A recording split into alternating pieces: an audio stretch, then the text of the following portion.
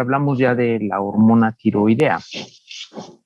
No, doctor, todavía no. No, doctor. Okay, bueno, la hormona tiroidea como tal, ustedes saben perfectamente que tenemos dos formas útiles, la T3, que es aproximadamente el 59% de la hormona tiroidea útil, y la T4, que es el 63%, 65%, aunque la más potente, que es 3 a 4 veces más potente, es la T3.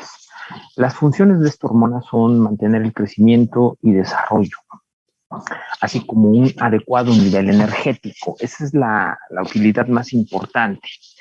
La finalidad básica que se tiene al emplear la hormona tiroidea es en aquellos casos de pacientes que cursan o con un hipotiroidismo, ¿sí? O el cual puede ser un hipotiroidismo parcial o bien un hipotiroidismo total. Habitualmente el total se da cuando el paciente cursa o padeció alguna cuestión que obligó al retiro de la glándula. Entonces ahí nosotros debemos de tener que administrar la cantidad diaria de hormona que se debe de producir, la cual está regulada, nuestra más o menos, tenemos 150 microgramos de hormona tiroidea diariamente secretada por la glándula. Y por debajo de esta cifra estaríamos hablando de un hipotiroidismo, pero ojo con esto, la gente es muy dada a decir que es hipotiroidea y que toma su hormona, entonces ahí se restablece su nivel normal, entonces creamos un eutiroidismo farmacológico, si ustedes quieren, pero finalmente el paciente ya no está bajo ese nivel. Recordemos que la ausencia parcial o total de la hormona en el recién nacido da lo que se conoce como cretinismo, y en el adulto la ausencia parcial o total nos causa lo que se denomina mixedema. Son las dos entidades clínicas que nosotros vemos ante la ausencia parcial o total de hormona tiroidea. Entonces, lo que debemos nosotros de tener normalmente son esos, y alcanzar ese nivel de 150 microgramos por día. Y con eso vamos a tener una actividad prácticamente normal o un eutiroidismo de nuestro paciente. Entonces, es muy importante que esto lo veamos. Esa es la utilidad real. Sin embargo, también se los tengo que decir, quizá es en lo que menos se emplean dichas hormonas. La mayoría de las prescripciones que nosotros observamos en la práctica diaria es con la finalidad de emplear la hormona tiroidea debido a que acelera el metabolismo en el control de peso. Okay, es una de las sustancias que llegan a emplear muchos médicos porque da excelentes resultados. Sin embargo, recuerden, esto es muy importante, es una hormona que tiene tanto una activación positiva o activación negativa. Es decir, tiene eso que conocemos como retroalimentación positiva y retroalimentación negativa. Entonces, si ustedes lo van a utilizar como una ayuda ergogénica para el paciente, úsenlo por el tiempo determinado, así ustedes hayan establecido 1 o 2 meses, pero posteriormente, con la dosis que ustedes estaban empleando, por favor empiecen a hacer un descenso progresivo de la misma. ¿Ok? Está autorizado con esa finalidad hasta 200 microgramos, pero hay una presentación en el mercado que trae pues prácticamente 5 veces la cantidad de hormona tiroidea que secretamos diariamente, es decir, 750 microgramos. Y si esto ustedes lo emplean en forma repetida o rutinaria durante 2, 3 meses, pues evidentemente van a generar a futuro en ese paciente que ese paciente caiga en un hipotiroidismo farmacológico. Entonces es muy importante que ustedes, si lo emplean, no hay problema, con esa finalidad está bien, va a ser una ayuda.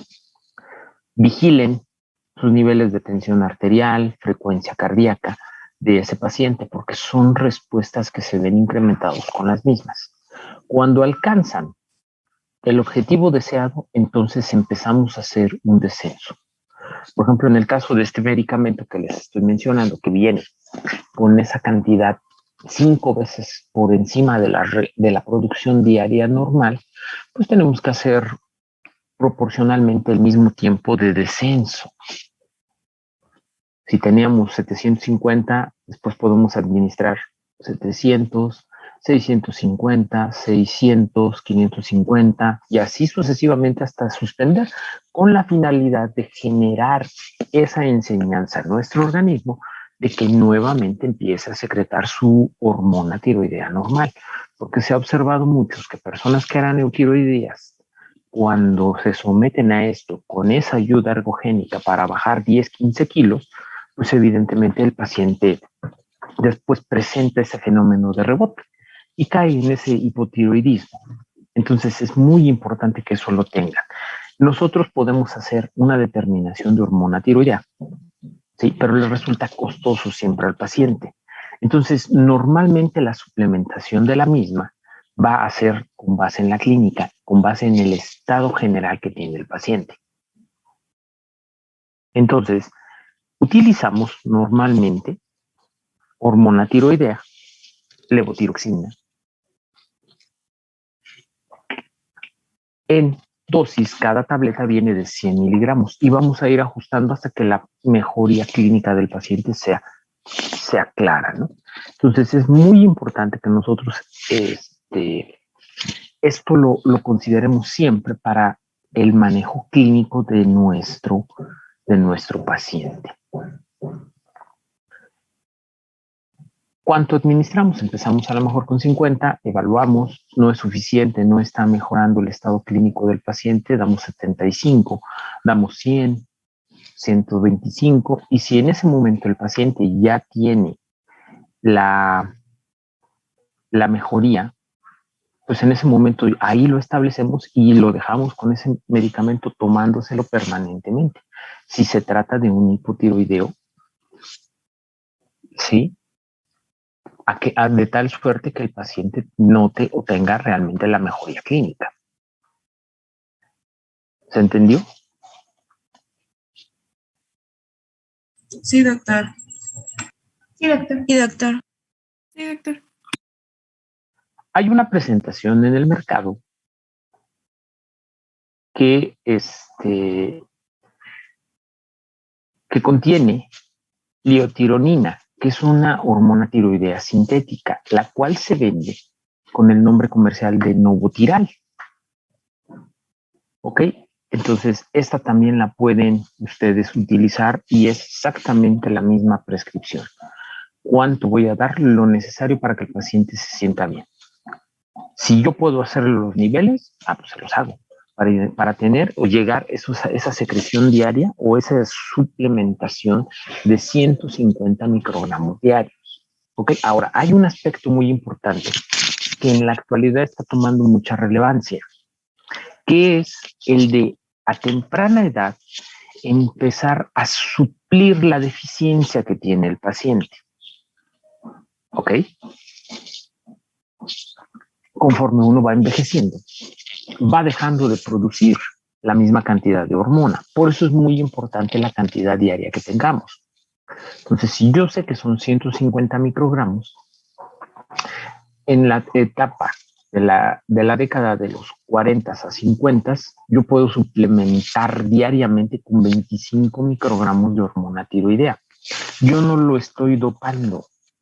Lo que yo estoy haciendo es de forma exógena y a través de medicamentos a tener o perpetuar durante más tiempo, aunque sea de forma exógena, la cantidad normal de hormona tiroidea. Esto es algo que se está manejando mucho en Europa y se está manejando porque la cantidad de viejos que hay por allá es mayor comparativamente hablando con Latinoamérica. Entonces están en esos protocolos muy bien establecidos de suplementación. No lo están empleando con la intención de que el sujeto baje de peso. Lo están utilizando con la finalidad de que su funcionamiento hormonal se prolongue durante más tiempo para obtener una mejor calidad de vida. ¿Comprendieron la diferencia? Yo no lo estoy usando extra por encima de sus 150 microgramos diarios. No lo estoy usando extra, sino que si el paciente, con base en su análisis de laboratorio, tiene una producción diaria de 125, yo le estoy dando los otros 25 microgramos de forma exógena para mantener ese nivel de hormona, aunque él no lo esté produciendo. ¿Comprendieron este concepto? Que es algo que se está manejando en Europa. Estados Unidos apenas lo está empezando a valorar. Sin embargo, todo va encaminado a que lo va a empezar a trabajar, de que lo va a empezar a probar, de que lo va a empezar a usar debido a las crecientes poblaciones de personas adultas mayores o mal llamadas adultos en plenitud. A mi parecer, pues, se le tiene que llamar como es, ¿no? Un anciano o una persona vieja. No es ofensivo eso. Eso es la definición tal cual. ¿Comprendieron este concepto? Porque así se tiene que manejar a todos los niveles hormonales para prolongar el estado de salud y de bienestar de nuestro paciente. De mí se van a acordar en algunos años, máximo yo le calculo que en 10, que esto se empiece a usar y se empiece a indicar en los congresos, sobre todo en los de geriatría. Cuando lo escuchen, no es que no estamos dándolo para que baje de peso el paciente, sino estamos restableciendo sus niveles normales y es aplicable a todas las hormonas. Llámese hormona tiroidea, llámese hormona melatonina, llámese testosterona, estrógenos, ¿sí? Hormona de crecimiento. O sea, se da diariamente la administración de todas estas hormonas con la finalidad de igualar los niveles circulantes que tiene nuestro paciente en el pico de su desarrollo, es decir, en la plenitud de vida. ¿Comprendieron esa parte? Sí, doctor. Sí, doctor. Sí, doctor. Entonces es una de las cosas más modernas que hay en cuanto al manejo y la suplementación hormonal. Obviamente, esto lo vamos a utilizar siempre y cuando no exista una contraindicación de la administración exógena de esta, ya sea aplicada para hormona tiroidea, de que exista una metástasis de hormona tiroidea, de glándula tiroidea, lo mismo algún cáncer estrógeno o testosterona dependiente, o alguna tumoración en el caso de la hormona de crecimiento en general. Entonces, cada una tiene sus indicaciones precisas, que es la suplementación, y sus contraindicaciones en caso de algún procedimiento neoplásico que el paciente esté presentando. Sin embargo, en población sana, no va a haber ninguna complicación para el empleo de esto. ¿Ok? Entonces, esta es, por un lado, lo que ocurre con la hormona tiroidea en el caso de la baja producción o del hipotiroidismo. Existe un estado en el que el paciente tiene una sobreproducción de hormona tiroidea, un hipertiroidismo. En ese caso, el tratamiento que nosotros vamos a emplear es con base en una sustancia que se llama metimazol. No se vaya a confundir con el metamizol. Este se denomina metimazol. Metimazol es una hormona antitiroidea que inhibe la formación de T3 y de T4, interfiriendo en la incorporación de yodo a los residuos de tirosilo de la tiroglobulina. Sí, es la de chaleco que casi todos los endocrinólogos, internistas y médico general utilizan. Comercialmente se conoce con el nombre de Tapazole. Y la administración de este medicamento va de 5 a 10 miligramos cada 8 horas hasta lograr el descenso sintomático y los niveles de la hormona tiroidea y hasta que se pueda establecer el tratamiento definitivo de cuál es la causa del hipertiroidismo. Estas sustancias, el metimazol, provoca como reacciones adversas a granulocitosis, dolor y rigidez articular, provoca en algunos pacientes parestesias, cefalea, náuseas, puede condicionar despigmentación del pelo. ¿Ok? Este es casi el medicamento que se emplea en forma obligada como medicamento antitiroideo.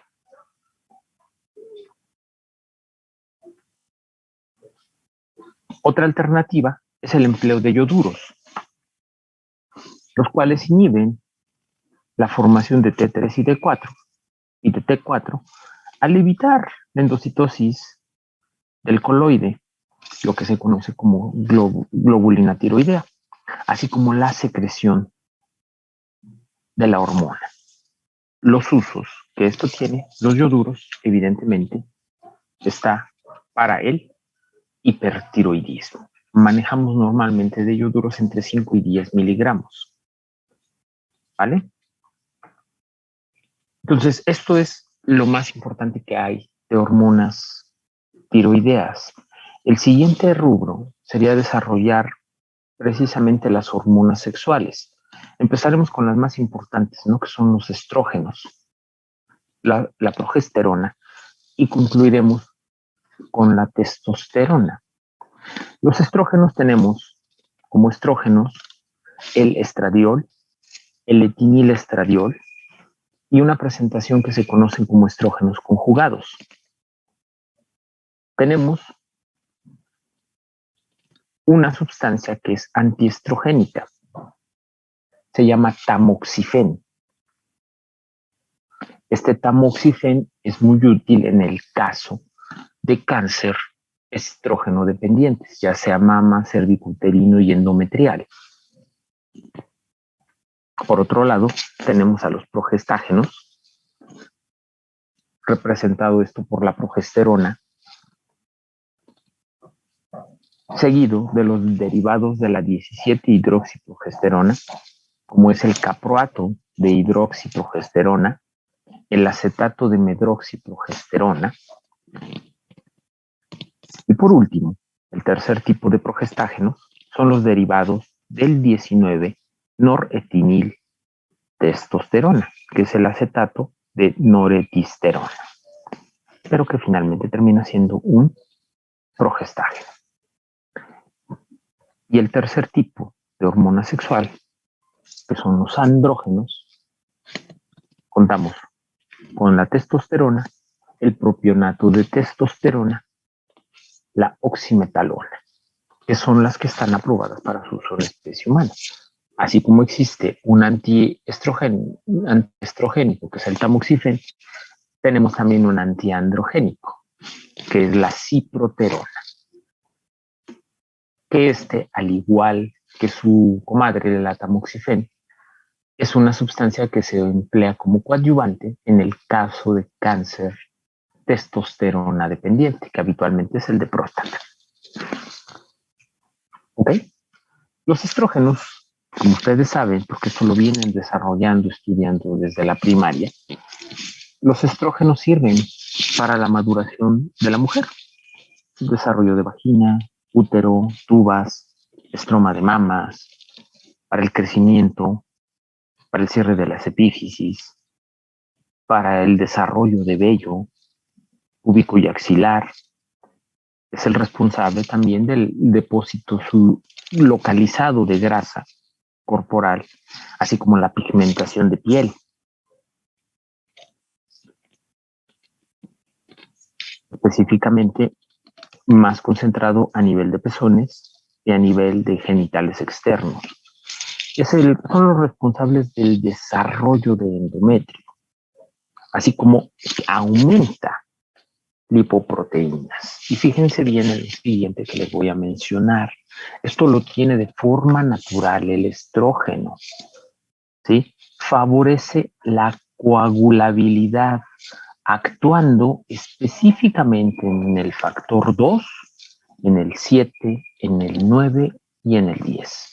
Por esa razón, cuando se utilizan de forma exógena, ya sea como anovulatorios o como suplementadores, no se deben de emplear en aquellas personas que presentan riesgo de coagulopatías, ya sea por una insuficiencia venosa, por una fibrilación auricular, por cualquier causa que nos esté provocando la formación de trombos. Entonces, muy importante esto. Los estrógenos favorecen la coagulabilidad. Un dato extra importante, que es a veces muchos problemas que les acarrean a las mujeres, es que son sustancias que retienen agua y cloruro de sodio. Y son sustancias que nos predisponen a las mujeres que los ingieren, predisponen al desarrollo de cáncer, específicamente mama, cervicuterino, endometrial y vaginal. Entonces, muy importante que esto lo tengan en consideración. ¿Por qué? Porque en la etapa de la menopausia y del climaterio es muy importante que ustedes, antes de administrarlo de forma exógena, realicen un protocolo de investigación de la mujer con la revisión completa de citología exfoliativa, colposcopía,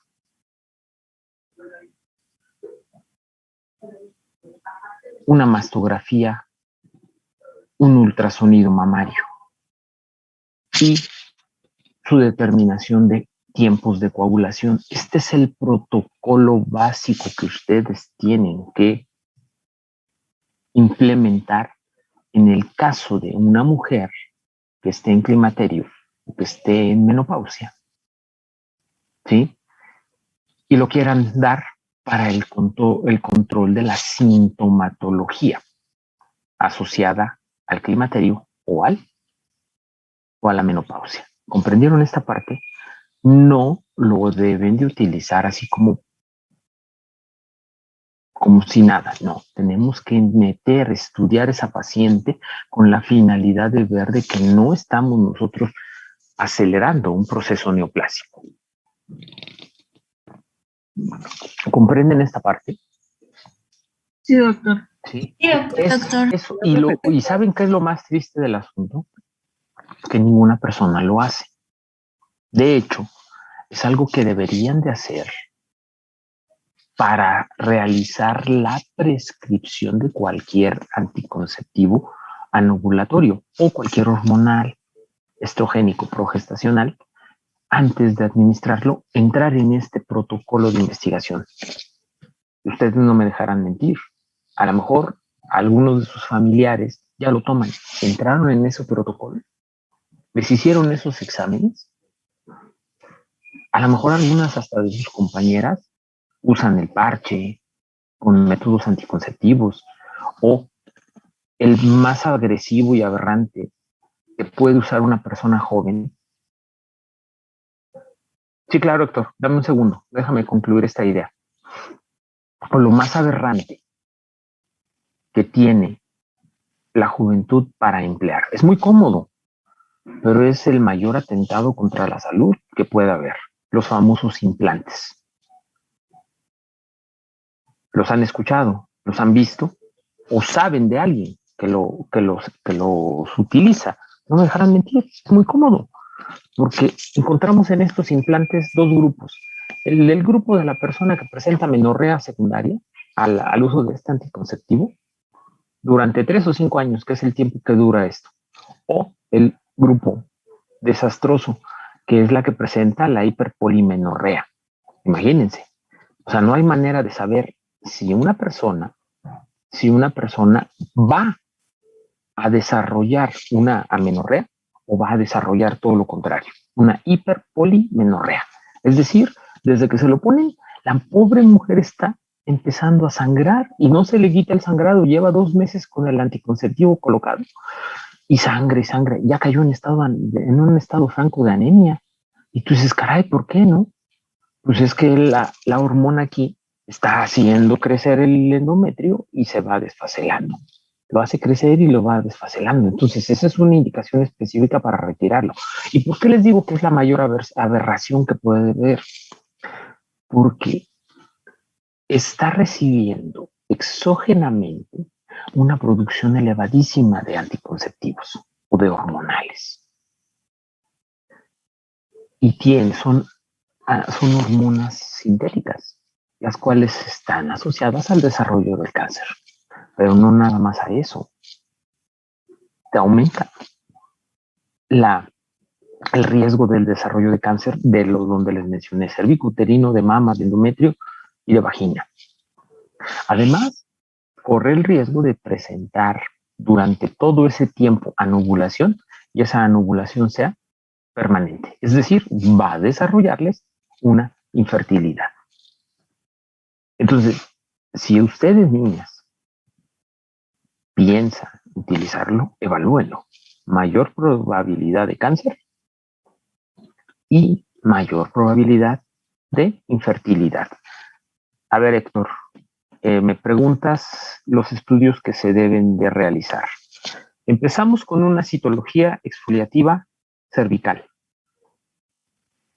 ¿Ok? Segundo, colposcopía. Tercero, mastografía y ultrasonido mamario. Y dentro de los exámenes que nosotros debemos de hacer por fuerza y como mínimo, las pruebas o los tiempos de coagulación. No es porque lo vayamos a operar, no.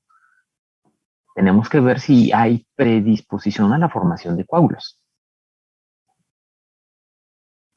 ¿Vale? Ese es el protocolo mínimo. Obviamente, pues tienen que hacerle la biometría hemática, la química sanguínea y descartar cualquier otra cuestión de orden metabólico. ¿Vale? Entonces, sí, ¿para qué usamos? Para servirte, Héctor. ¿Para qué usamos los estrógenos? Pues la primera indicación, y esa creo que debería de ser la única, para el hipogonadismo primario. ¿Sí? La segunda, la terapéutica postmenopáusica. Ojo con eso. Tienen por fuerza que hacer este protocolo. El estrógeno lo que va a hacer es disminuir los bochornos, la sudoración, las atrofias que hay en el aparato reproductor. ¿Sale? La paciente habitualmente cuando está en menopausia desarrolla vaginitis atrófica, ¿no? Entonces, pues bueno, le podemos dar esto. La siguiente indicación para la osteoporosis. Para la osteoporosis, ¿ok? Es coadyuvante, aunque la mejor forma que ustedes tienen para evitar osteoporosis es manden a los pacientes desde temprana edad, después de tener sus hijos, mándenlos a zapatear. La gente se ríe cuando les digo esto, ¿no? Yo no he visto una bailadora de flamenco, y miren que veo muchas, que tenga osteoporosis. La mejor estrategia anti-osteoporosis es el ejercicio. ¿Ok? Si lo combinamos con progestágeno, nos funciona como anovulatorio. ¿Ok? Anovulatorio anticonceptivo. ¿Qué otra indicación tiene? Para el hirsutismo, para la amenorrea primaria. Y ojo con esto, lo van a observar que se usa muchísimo en los servicios de urgencia cuando llegan con una metrorragia, ¿sí? Cuando llega con una metrorragia, de hecho es una indicación. Se pueden utilizar los estrógenos para detener el sangrado uterino, pero por favor, no lo usen hasta saber que ese sangrado es lo que se llama funcional o bien asociado a miomas. No que haya sido este sangrado provocado por una neoplasia. ¿Comprendieron? O sea, no puedo usar un estrógeno hasta descartar la ausencia que no tengamos un cáncer. Este es el aspecto más importante. Puede estar la persona con una metrorragia y tú dices, ahorita se le para. Pues sí, se le va a parar en el momento, pero tú le estás ayudando a que se metastatice esa neoplasia. ¿Por qué? Por la administración exógena de estrógenos. ¿Queda claro? Los efectos adversos que se presentan, tenemos, número 1, puede ser un efecto adverso, hemorragia posmenopáusica. La persona ya tenía 10 años de no menstruar, se le da el estrógeno y va a volver a desarrollar y a presentar. Eso puede ser un efecto adverso. Hay náusea, hipersensibilidad mamaria, hiperpigmentación, colestasis. Puede la paciente desarrollar hipertensión, puede desarrollar enfermedad vesicular. Los estrógenos favorecen la formación de cálculos. Es más frecuente que las que toman estrógenos exógenos presenten ataques de migraña. Otro efecto también importante, la infertilidad. Por eso les menciono de los implantes. Tengan mucho cuidado. Una más, el embarazo ectópico y el parto prematuro. Están contraindicados los estrógenos en el cáncer dependiente de estrógenos. Carcinoma endometrial, carcinoma de mama, carcinoma cervicuterino, carcinoma vaginal. Están contraindicados en la hemorragia uterina no diagnosticada.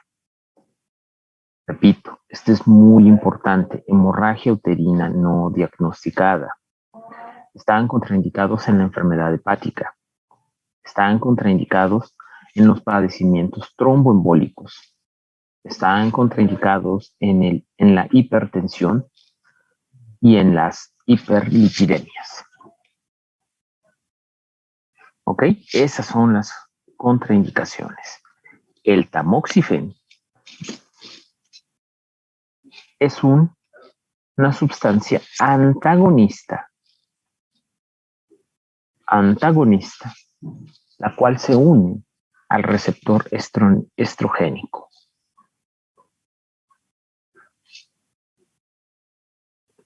El tamoxifen es un antagonista estrogénico. Entonces, por eso, el tamoxifen se emplea como coadyuvante en el tratamiento de cáncer estrógeno dependiente. Progestágenos, como ustedes saben, la progesterona se sintetiza en el ovario, en el testículo y en suprarrenales. Tiene o estimula la actividad de la lipoproteína lipasa y favorece los depósitos de grasa. Aumenta los valores basales de insulina. Favorece el almacenamiento de glucógeno. Disminuye la absorción de sodio por competir con la aldosterona. La progesterona principalmente lo empleamos como anticonceptivo. La segunda indicación de los progestágenos es en la endometriosis. El tercero, en el hirsutismo. Y también es una sustancia que se emplea para los trastornos hemorrágicos.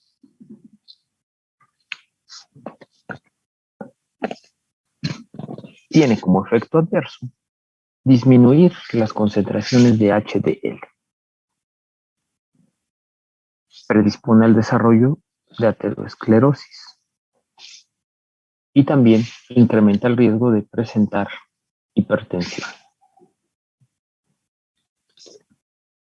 De los progestágenos, también existe una sustancia antiprogesterona. Es la mifepristona. Esa ya se los había medio mencionado hace algunas semanas. Esta se emplea como sustancia abortiva, ya que recordemos que la progesterona es la hormona del embarazo. Esta mifepristona es una sustancia a la cual se pega al receptor de progesterona, evitando la acción. La no acción del cuerpo lúteo. Hay una degeneración del cuerpo lúteo. Entonces, aquí la importancia de que debe de ser empleado a más tardar entre las semanas 6 y 8 del embarazo. ¿Por qué? Porque si se pasan de la semana 8,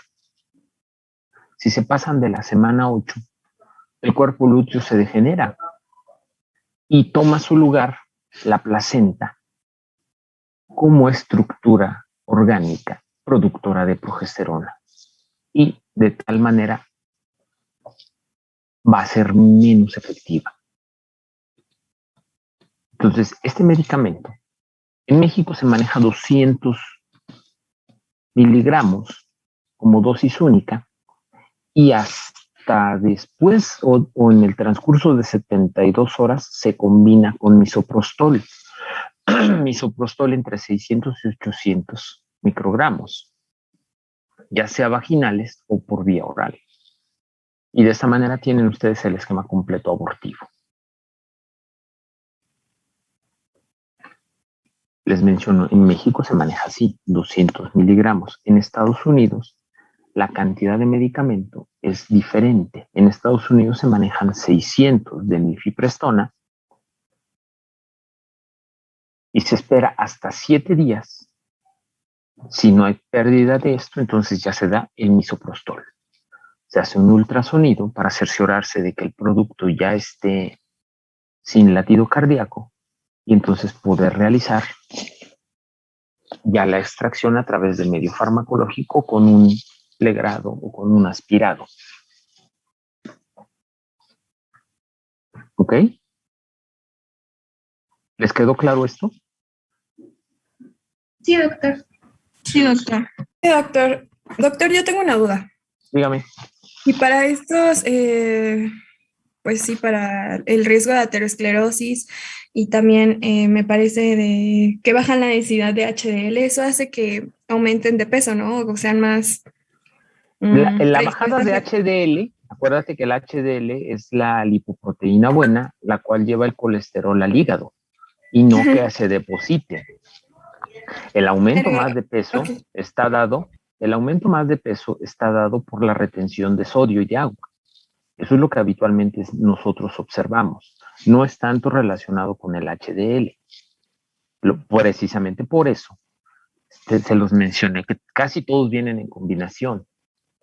Y esto es lo que hace, ¿no? Retención de sodio y consecuentemente de agua. Recuerden que el sodio siempre, invariablemente está asociado al agua.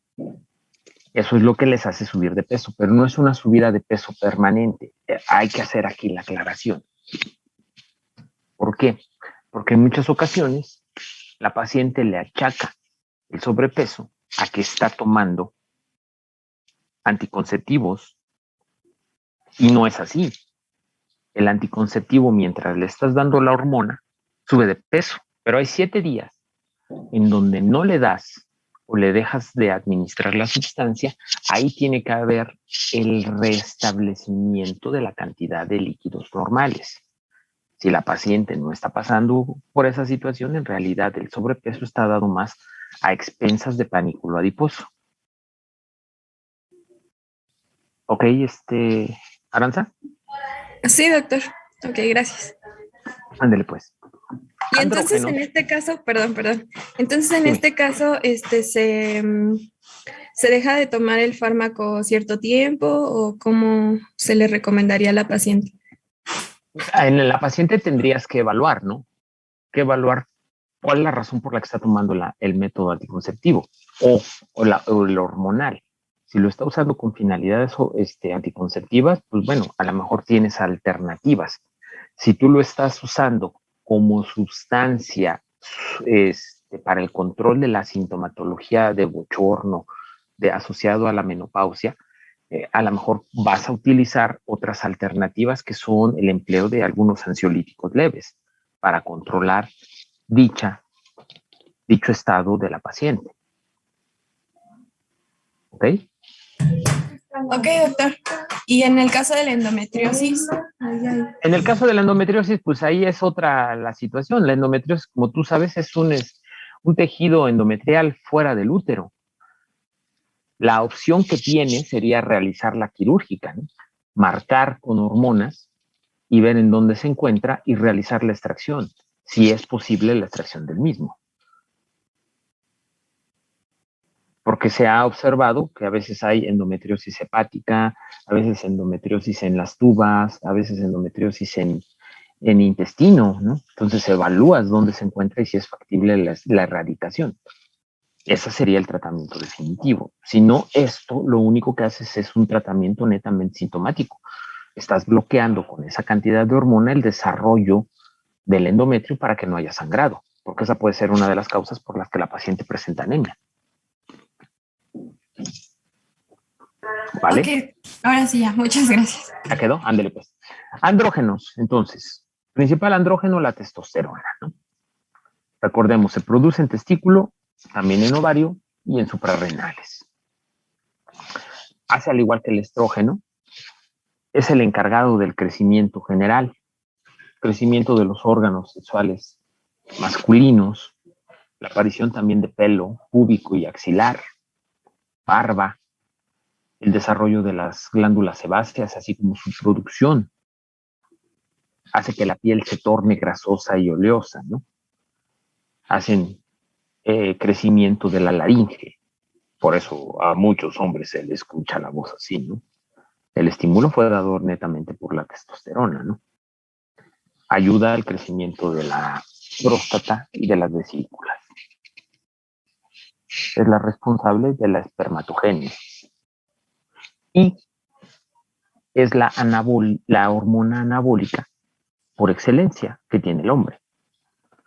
La responsable de una mayor síntesis de proteínas. Fíjense bien, quizá esto en donde ustedes lo vean más, les mencioné que en Europa se está ya manejando esto, ¿no? Se está manejando con la suplementación de esto. Ahí bueno, ya lo tenemos también aquí en México, ese producto, no sé si lo han oído, se llama Low T-Gel. ¿Lo han escuchado? Low T-Gel. El Low T-Gel es un sobre de testosterona en gel, 350 miligramos. Sí, una caja que trae 7 sobres consiste en el tratamiento de testosterona semanal. Este Low T-Gel, lo que hace el paciente, pues en las mañanas se levanta, se baña, hace sus actividades normales y se unta su gelecito en la porción de antebrazos. ¿Y qué estás haciendo con eso? Pues que se absorba la testosterona y lo está supliendo la producción que tiene diariamente este. Es una presentación muy cómoda. Esta es una testosterona del grupo de hormonas que se les conoce como bioidénticas. ¿Qué quiere decir? Que ya dejaron de ser las extraídas de o productos animales o de productos vegetales, como es el caso de los estrógenos. Los estrógenos, de hecho, ustedes saben, fueron identificados por un químico mexicano en la década de los 50. Y a partir de ahí, pues se empezaron a utilizar como anovulatorios. En la actualidad también ya existen estrógenos bioidénticos. ¿Cuál es el gran problema que se tiene con esto? El costo. El tratamiento semanal está rondando los 2,500 pesos. Entonces, para suplementarlo, pues realmente resulta bastante costoso en este momento. Pero por eso les digo que más o menos yo le calculo que en unos 10 años, una década más, esto ya sea pues así como ir a comprar aspirinas, ¿no? Y ya pueda recomendarle a toda la gente grande, pues ya sea que se inyecte o que se unte su testosterona, ¿sí? Eso es lo importante, punto número 1. Punto número 2, el exceso que algunos hombres utilizan con fines de dopaje. Eso es algo que ustedes les van a llegar, sobre todo en aquellas personas que practican algún deporte, ya sea halterofilia, ya sea físico-constructivismo, que hacen deportes de contacto como fútbol americano, béisbol, en fin, todos estos deportes que son, aunque el béisbol ya sé que no es de contacto, pero son donde mucho se predispone al dopaje.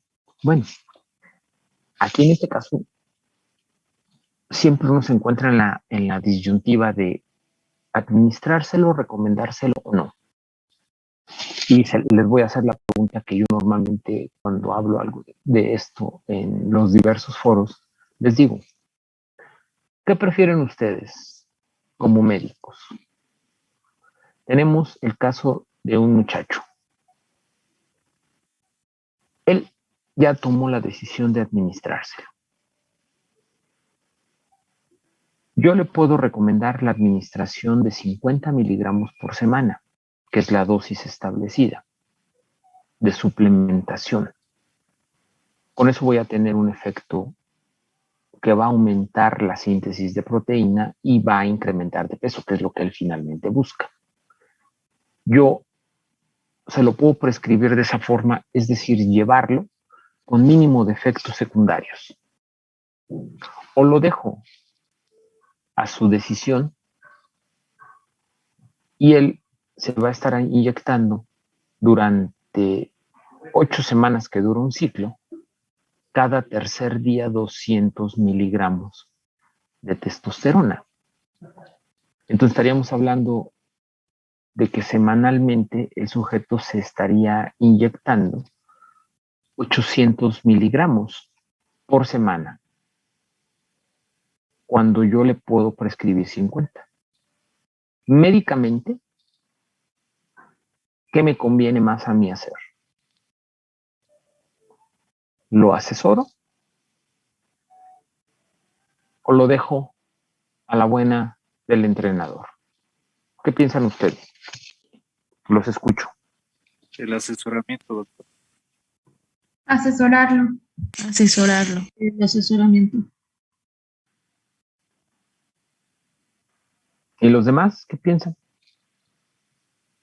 Yo coincido con el asesoramiento, pero esto es una cuestión individual y que cada quien va a tener que decidir.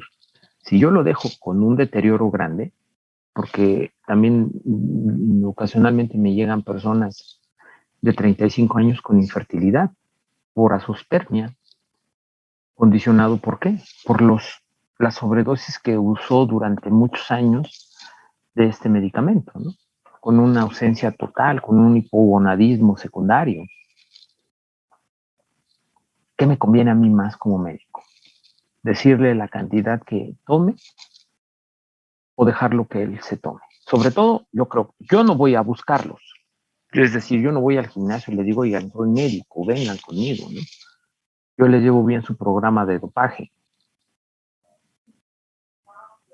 Yo les estoy hablando de aquel individuo que llega a su consultorio solicitándole su ayuda. Una cuestión ética muy importante, ¿eh? Doctor, ¿y qué tan, Dígame. bueno, no sé si lo ha hecho usted, pero qué tan recomendable sería referirlo o recomendarle que fuera a consulta psicológica? La consulta psicológica, pero ¿por qué la consulta psicológica? Porque él no tiene un problema psicológico. Él lo que quiere es una Bueno, ayuda. ajá, pero cuando los que ya tienen como dopajes prolongados, es porque no, bueno, yo había visto un documental en el que no estaban de acuerdo con o a gusto. Nunca, o sea, no llegaban a un límite en el que decían, ah, ok, así ya estoy a gusto con este dopaje y seguían, pues, inyectándose estos. Claro, mira, te voy a decir, o sea, eso es el manejo. Yo les estoy hablando de un caso de un paciente que llega por primera vez, que ya él tomó la decisión. Si tú lo refieres con el psicólogo, en ese momento tú ya perdiste a ese paciente. Y lejos de que le ayudes, pues realmente perdemos a alguien que le podemos guiar de una forma satisfactoria. Si a mí me llega un paciente que ya ha sido manejado durante mucho tiempo con esto, pero mal manejado, la cuestión o el abordaje debe de ser multidisciplinario. Ok, no lo puede manejar nada más un solo especialista. Lo tiene que manejar, pues el primer médico que lo vio, ¿no? En este caso, alguien relacionado con deporte. Segundo, un endocrinólogo. Tercero, un hepatólogo. Cuarto, un nefrólogo. Quinto, un psiquiatra. O en su caso, un psicólogo. Pero la cuestión, pues es un manejo siempre multidisciplinario. Difícilmente, a mí me han llegado, y mira que tengo más de 30 años manejando esto, me llegan cuando están en esa etapa. A mí habitualmente me llegan cuando van a empezar. Entonces ahí yo hago el abordaje de una manera muy clara y precisa. Personalmente, yo tomo en consideración de que si él lo va a hacer, conmigo, sin mí, lo va a realizar. Y yo asumo el riesgo de darle algo que yo sé que no está indicado para que no se dañe más. ¿Por qué? Porque prefiero dosificarlo adecuadamente, hacerle un buen control, porque de hecho para yo poderlos manejar, les exijo a ellos que se realicen una espermatobioscopía de seguimiento. ¿Para qué? Para que él mismo vaya evaluando cuántos millones tenía antes de empezar, cuántos millones tenía al mes y cuántos millones tenía a las 6 semanas que se terminó su ciclo. ¿Y qué le estoy demostrando? La modificación que está generando con esta impregnación del medicamento. Inicialmente, pues obviamente les digo que no lo necesitan, ¿no? El problema es que toda la gente, no hay una que no. Y no me dejarán ustedes, si ya han visto pacientes, no me dejarán mentir que toda quiere resultados para ayer, cuando apenas hoy vino a buscar su opinión. La gente tiene poco nivel de tolerancia. No puede esperarse a que sea. Y esos cuerpos que están bien trabajados son años de disciplina. Entonces ellos quieren resultados rápidos porque saben que su vida útil en alguno de los deportes es muy corta. Tú, por ejemplo, desarrollas un cuerpo atlético de buena calidad en un espacio de un año, año y medio. Doctor, ¿y nos podemos darle el tratamiento como tal? O sea, si no le va a hacer ningún beneficio, podemos decirle así como que no está indicado y claro, pues es que eso es lo que tienes que empezar. O sea, no hay indicación porque él tiene un nivel normal de testosterona. Porque de hecho, empecé con esta disertación porque quiero que ustedes desarrollen ese nivel de conciencia. Quiero que desarrollen ese nivel de conciencia porque a ustedes les va a llegar hacia la consulta. ¿Qué hacen? Pues lo primero voy a tratar de convencerlo, ¿no? Decirle que no le va a ayudar y que le va a perjudicar, que le va a ocasionar acciones masculinizantes mayores, pero esas son las primeras, ¿no? Después les ocasiona edema, les incrementa el riesgo del acné.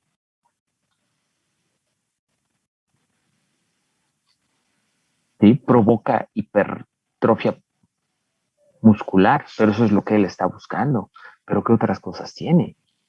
Bloquea su producción normal de hormona, baja la producción de espermas, incrementa el riesgo de cáncer de vesícula, incrementa el riesgo de cáncer hepático, incrementa el riesgo de cáncer renal, incrementa el riesgo de cáncer prostático.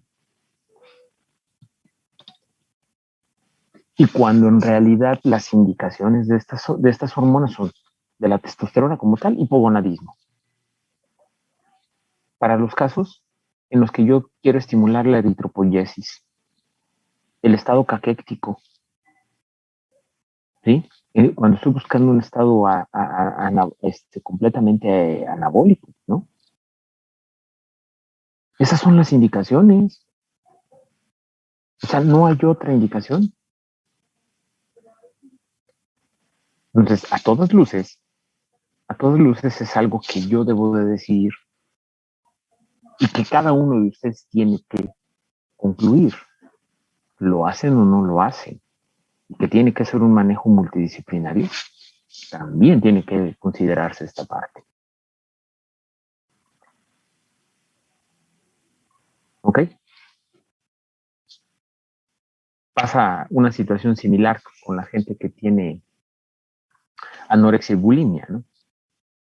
Son personas que nunca están a gusto con su cuerpo. El problema es que pues, se van a morir tempranamente, al igual que las personas con estos problemas, los que se dopan con esta hormona, ¿no? La semana pasada se murió un cuate que estaba entrenando precisamente, campeón Mister México. Falleció precisamente. Doctor, Dígame. ¿y en la parte legal habría como algún problema si nos negamos a atenderlo? Ninguna. No tiene que firmar nada ni nosotros, nada de eso. No, nada. Tú estás en todo el derecho de decir si lo tratas o no lo tratas. No, Ok. nadie te obliga a ello. Simplemente, es más, a ti con cualquier paciente, ¿no? No sientes la adecuada empatía y puedes justificarlo. ¿Sabe qué? No quiero regarla, no quiero atenderlo. Váyase con otra persona. Y Yo he tendremos rechazado que decirle pacientes. con quién y qué. Sí, lo puedes referir, ¿no? Si tú sabes, ¿no? Sino que él busque. Por ejemplo, miren, a mí casos que me pasa muy seguido, cuando llegan los pacientes, sobre todo las mujeres, que tienen un evento, una fiesta, una graduación, alguna de estas cosas, y vienen conmigo para que yo les aplique Botox. Entonces, yo les digo, sí se los aplico, les doy el plan de lo que voy a hacer. Y a mí no me gusta cómo se ve el rostro sin expresión, es decir, sin una arruga y que quede completamente inmóvil. Y yo les digo, ¿sabe qué? Esa cantidad de Botox no se la voy a poner, porque la indicación en esta zona, aquí en el entrecejo, son 10 unidades. Del otro lado, 10 unidades. En la frente, por cada punto 5. Y vamos sacando la cantidad de unidades. No, ¿sabe qué? Quiero el doble. No quiero que se me vea una sola arruga. No, señora, no se lo voy a poner. Y me dice, ¿por qué no? Se lo voy a pagar. O sea, el problema no es que me lo pague. ¿Qué repercusión tiene? Es una repercusión, primera, de prestigio. ¿Por qué? Porque ella se va contenta de aquí con lo que logró. Es decir, que le pusiste lo que ella quiso. Cuando llega a la reunión, y en esa reunión alguien le comenta, oye, ¿con qué matasanos fuiste? ¿Qué está pasando? Pues ya te quemaron, que tú no sabes dosificar dicha sustancia. Entonces el perjudicado voy a ser yo por hacer lo que la paciente decía. Entonces yo me pongo en ese plan, de que yo le voy a ayudar, pero de ninguna manera voy a dejar un rostro inexpresivo. Si usted quiere, le puedo dar una lista de quienes lo van a hacer. Pero en mi caso, no me agrada dicha cantidad que usted quiere que yo le ponga. Es más, ¿sabe qué les he dicho, Pilar? ¿Sabe qué? Ni me pague la consulta. Ni me pague la consulta. Váyase así. Vaya con este doctor, le va a poner hasta lo que quiera. Y yo perdí un paciente que además paga muy bien. Porque se gana en cuestión de 10 minutos 5,000 pesos. Lo mínimo. Porque además salen otras y otras y otras cosas. La cuestión estética es muy, muy bien pagada. Y es a algo que yo me dedico. ¿Ok? Entonces, ¿te puedes rehusar? Sí, claro. y no va a haber alguien que te diga que está mal. Simplemente no sentiste, o lo vamos a poner, ¿sabes que no me siento capaz de atenderme? Pues lo refieres, por eso te vas a condenar, ¿no? ¿Qué hace el paciente? Va contigo, no le caíste bien y ya no vuelve. O no le dijiste lo que él esperaba escuchar. Eso es a veces. El paciente a veces se queda con el médico que le dice lo que él está buscando. Dice, este es el bueno. ¿Entendieron esa dinámica que hay siempre en la consulta? Y si ustedes eso lo transpolan, yo, por ejemplo, toda la vida he trabajado particular, yo no en institución. Entonces todavía mucho más complicado porque el paciente te dice, es que yo le estoy pagando, doctor, sí, pero el hecho de que me paguen no implica que yo voy a hacer lo que usted dice. El que es médico soy yo. Y yo sé en qué le va a beneficiar y en qué perjudicar. Porque la cédula profesional que está en juego, ¿cuál es? Pues la mía. ¿Sale? ¿Alguna duda más, jóvenes? No, Aranza. No, doctor. No, doctor. No, doctor, gracias. Ok, vamos al receso, le damos un recesito y regresamos, ¿vale? Vayan a reír.